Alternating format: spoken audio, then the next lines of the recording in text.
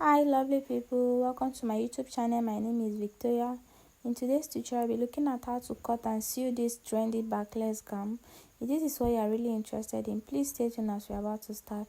And if you have not subscribed to this channel, please kindly subscribe and turn on your notification bell.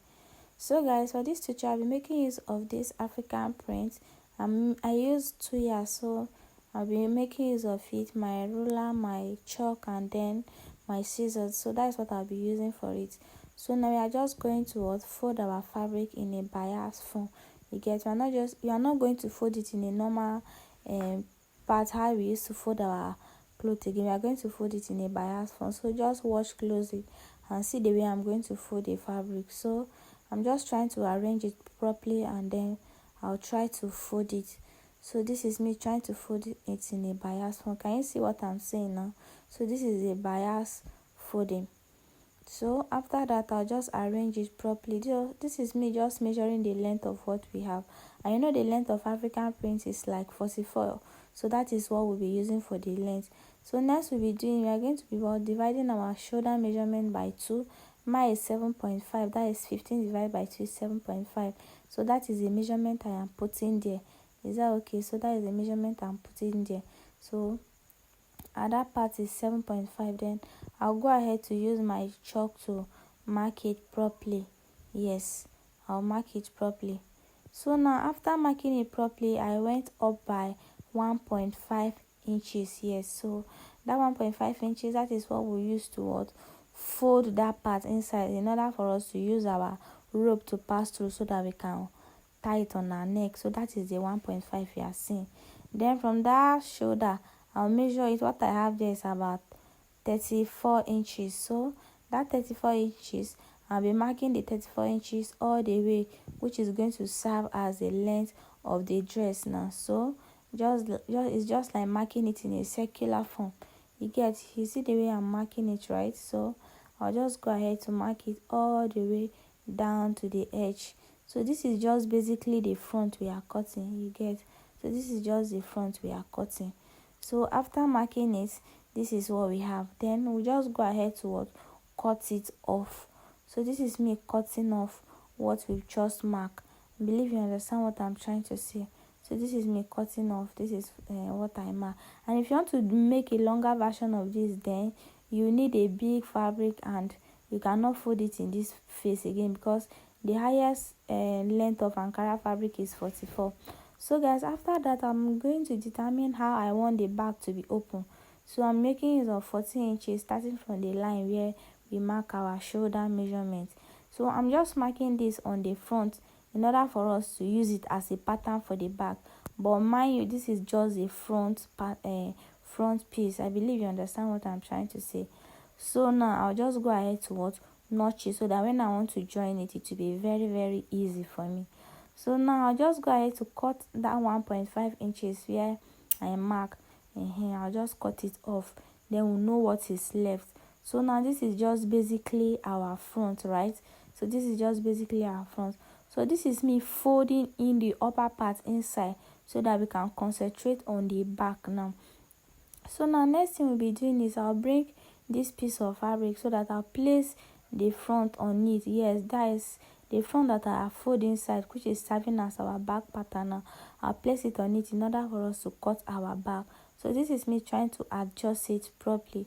I believe you can see what I'm trying to do. So I'm trying to adjust it properly so that the fabric will be enough for it. I told you I made use of 2 years. Yes, I made use of 2 years. So after placing it on it properly, what I'll do is to take my scissors and then cut it off.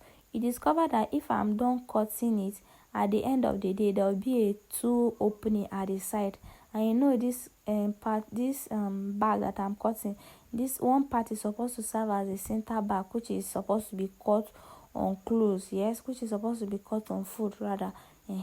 So when I'm done cutting it like that, I'll just go to the sewing machine and then join that part so that it will be close, so that the center front is closed and then it is only one opening we'll have, which is just going to be the two side that will be joining to the front, just like how the front have one opening, which is the side.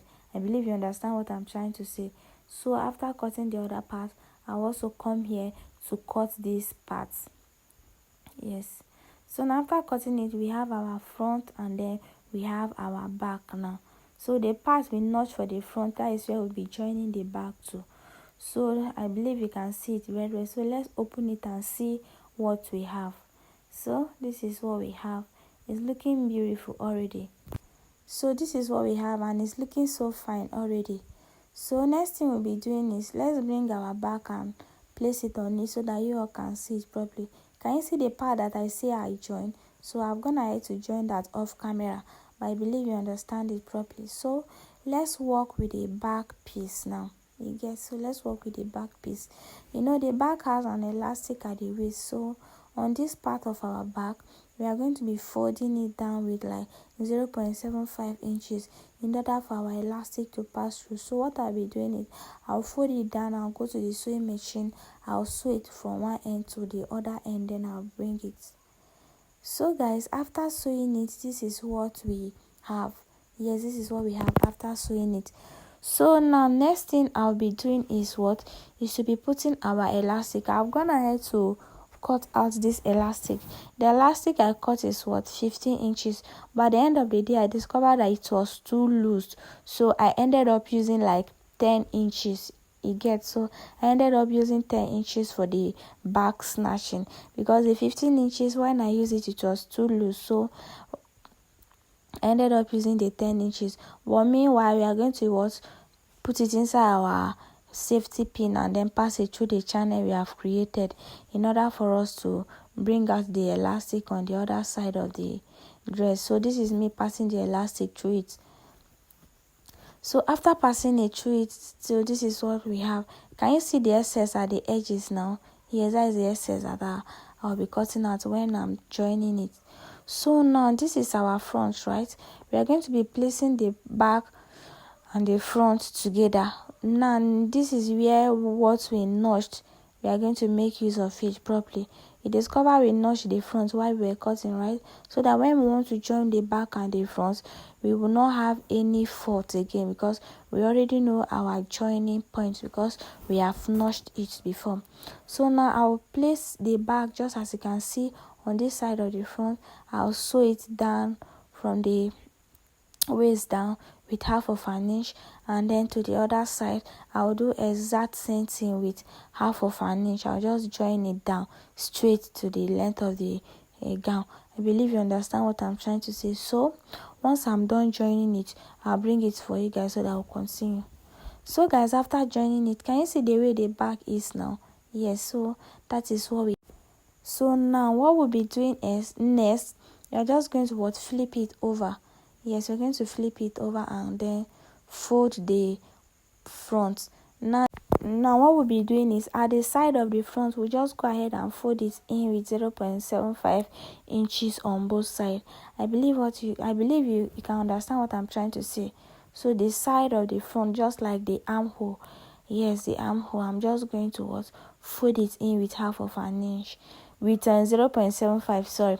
So after folding it, remember that we went up by 1.5 inches in order for us to pass our rope through so that we can use it to tie it on our neck.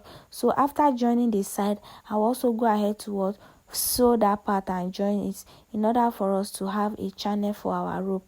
So guys, after doing that, this is what I have, and then this is all for this tutorial.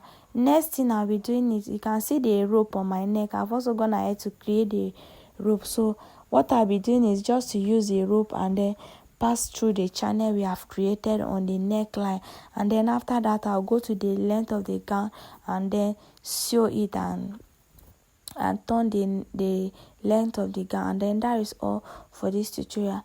I believe this tutorial was helpful. If you have any question, please kindly drop it in the comment section. Bye and see you in my next tutorial.